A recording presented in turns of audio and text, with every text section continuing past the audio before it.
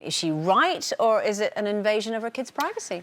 I go through the kids' phone like a fine-tooth comb. That they're not even allowed to have their own password. I have to know their passwords. And what I love best, when they're in bed and I get their phones and I sit there, I go through everything, to the pictures, to the messages. There's some girls and juniors I have blocked. I mean, the things that 13-year-olds would send like 12-year-olds. It's like, I can't believe they do it. So I would block them and I'd go in his notes in case he saved their names and that, and then I tell him, I said, well, I've had to, because I said, I'm not having girls like that sending you stuff like that. Princess is different, because she's not in the same mindset as Junior at the moment, because she's 10. But I still have to check everything, I have to know their passwords, and I make it clear to them they never send other people pictures of anything. Yeah. And things have to be private, and they know I'm going to check it all. And I go through their history.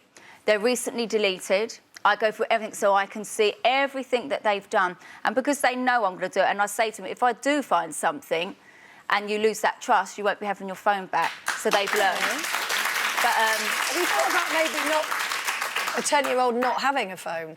the thing is, all her friends are on it. So it's like, the thing is, these days, they've been brought up with social media. So if all their friends are on it, but I say to her, why do you need to talk to your friends? You've been with them all day at school. But then I have to think, well, when I was at school, I'd still spend hours on the phone to my friends, even though you've been at school. I mean, I think you're absolutely right, and I do it with my youngest as well. I've got her Instagram feed on my phone. I check it regularly. I think you have to at that age. I mean, maybe when they're about 15. Yeah, when they're 15, I wasn't, no. But you have to sort of, I think you have to step away when you know that mentally they're able to deal with stuff that they may or may not see online. But well, then they're that I wish open. I'd done the same. I wish I'd done the same at that age, because Maddie's now 14 and it feels somehow wrong to now ask her for a password. And it's not because I don't trust her, because I do. I trust her implicitly.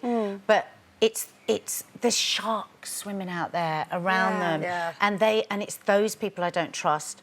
But I do feel awkward about asking her for it now. It feels wrong, and maybe that's me not stepping up to the plate enough as a parent.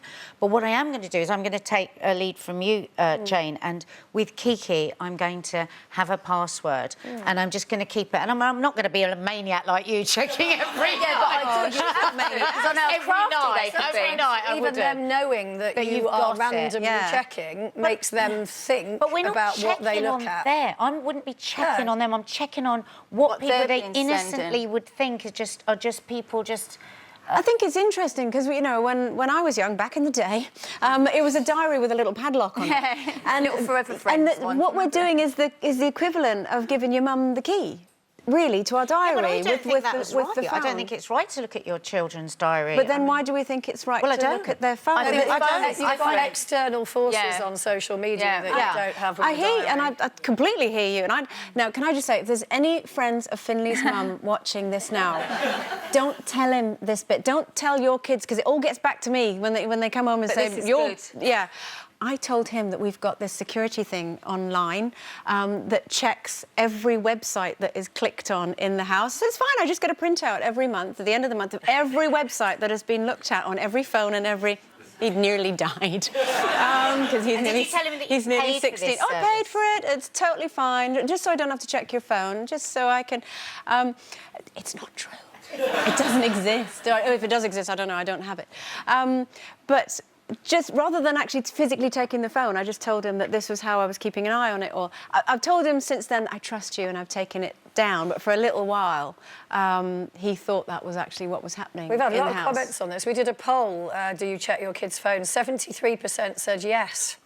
Really? 27% said no. Emma, of course, my daughter's 12. It's my responsibility to keep her safe.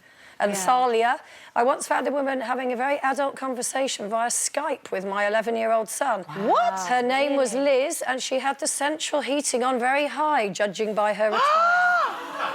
That's terrible. See, I'm going to be different with Kiki. Sorry, Kiki, if you're listening. Right.